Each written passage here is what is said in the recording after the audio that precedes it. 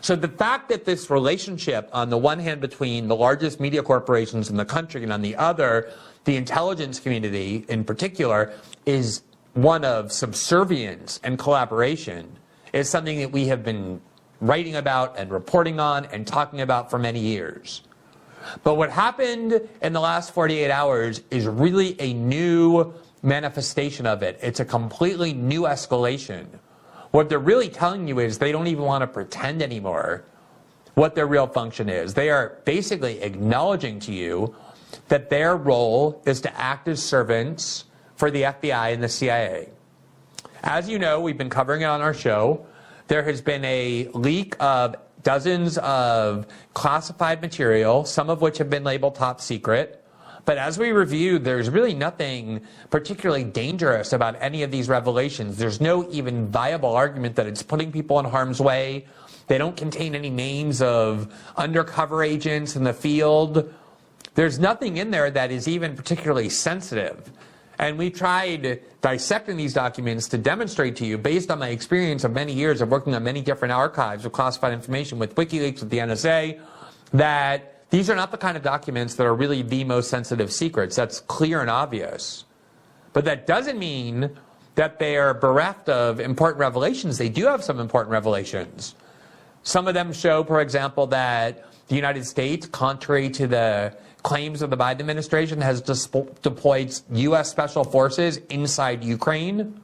And there are other NATO countries, including the UK and Latvia and others, that have done the same. Of course, that's something we ought to know. If the government is more involved in the war in Ukraine than they've been telling us.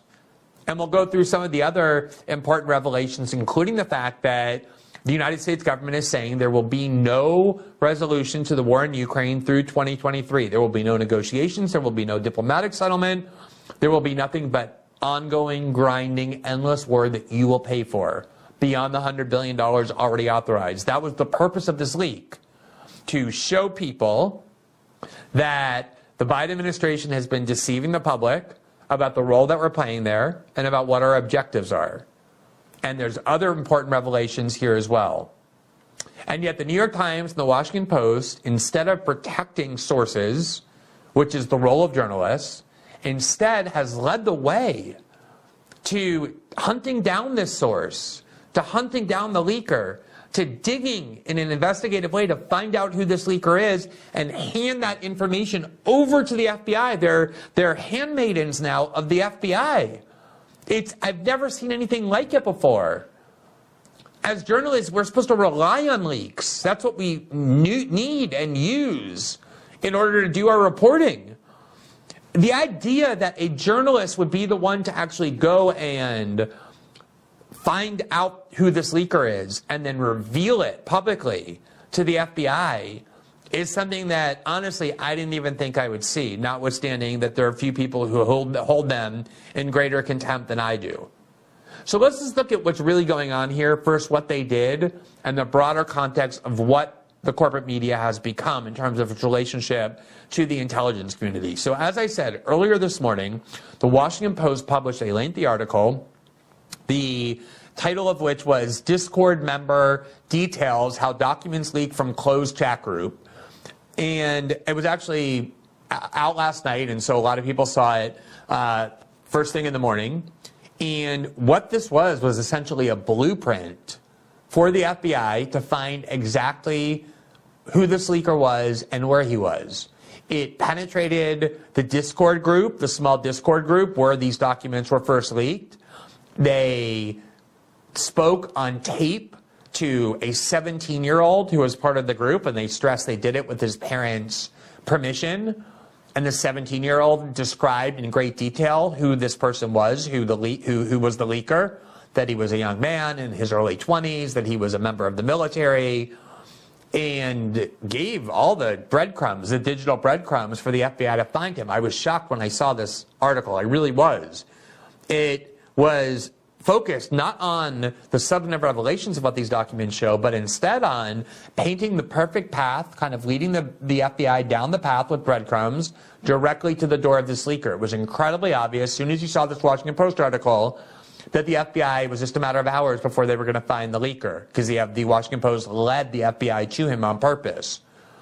And I watched all day today as not a single journalist in corporate media stood up and said, wait a minute, is this really our role? Is it our role now to act as law enforcement where we're gonna expose leakers to the public and ensure they go to prison?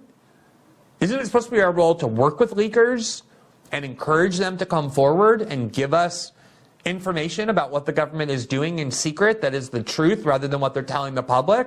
Now, journalists play the role of hunting leakers and wanting to see people punished who disclose classified information. But evidently that is not just the role of the Washington Post, but the understanding of the role of almost everybody in corporate media, because virtually nobody stood up and said, wait a minute, we shouldn't be doing this. This is the opposite of our role.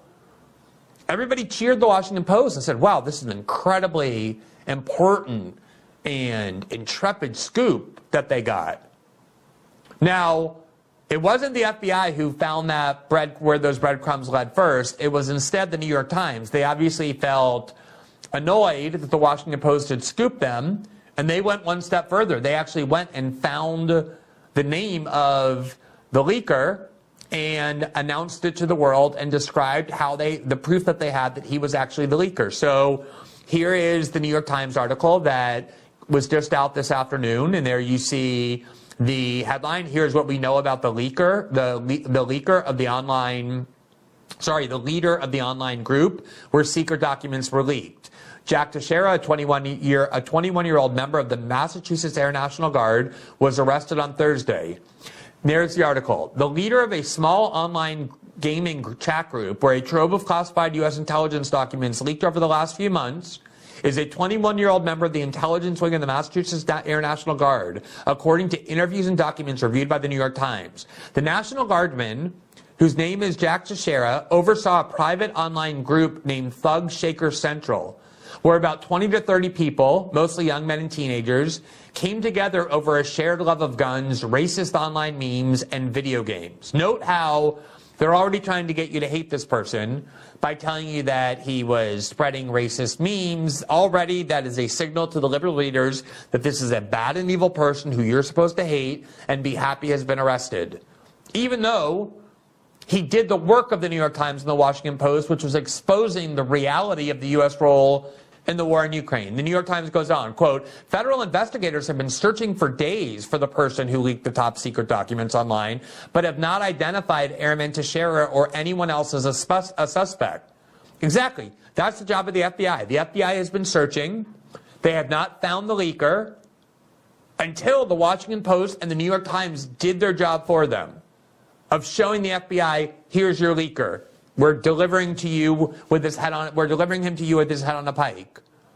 The FBI declined to comment. The New York Times spoke with 4 members of the Thug Shaker Central chat group, one of whom said he has known the person who leaked for at least 3 years, had met him in person, and referred to him as the OG. The friends described him as older than most of the group members, who were in their teens, and the undisputed leader. One of the friends said the OG had access to intelligence documents through his job. While the gaming friends would not identify the group's leader by name, a trail of digital evidence compiled by the Times leads to Airman Teixeira. So you see there, they weren't even told what their name was. It was the New York Times that, on their own, did that work. The Times has been able to link Airman Teixeira to other members of the Thug Shaker Central group through his online gaming profile and other records. Details of the interior of Airman Teixeira's childhood home, posted on social media, and family photographs also match details on the margins of some of the photographs of the leaked secret documents. The Times has also established through social media posts and military records that Airman Teixeira is enlisted in the 102nd Intelligence Wing of the Massachusetts Air National Guard. Posts on the unit's official Facebook page congratulated Airman Teixeira and colleagues for being promoted by Airman First Class in July 2022. So there you see what the New York Times did. They did the work of a law enforcement investigator. They followed the trail and found out who this person was, investigated where he lives, and published it, and that's what enabled the FBI to go and find this leaker. It is remarkable. I mean, if you actually think about it, it is remarkable. Let's remember that the function of journalism is supposed to be to try and cultivate sources who have access to this sort of information. When you have a leaker of classified information, and the New York Times has been reporting on these documents, they've been going through these documents and writing article after article after article discussing what it is that they reveal, obviously necessarily signifying that the judgment of the New York Times journalistically is that these documents have real value to the public. The New York Times has been using them in their reporting day after day after day. Now, it is ingrained in you as a journalist that your central overarching duty is to protect people who do this. You're supposed to shield them from being found out. You're supposed to guide them to use encrypted channels so that they're not caught by the government. You're supposed to provide them with secure means in order to enable this information to be given to the public.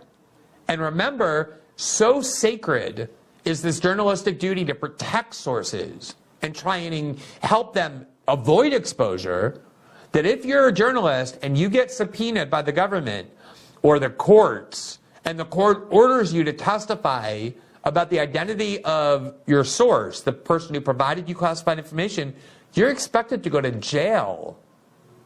You're expected to refuse to disclose their name and instead go to jail in order to protect your source. And here the New York Times and the Washington Post are doing exactly the opposite. They're working for the FBI and revealing that information to ensure that this source ends up in prison.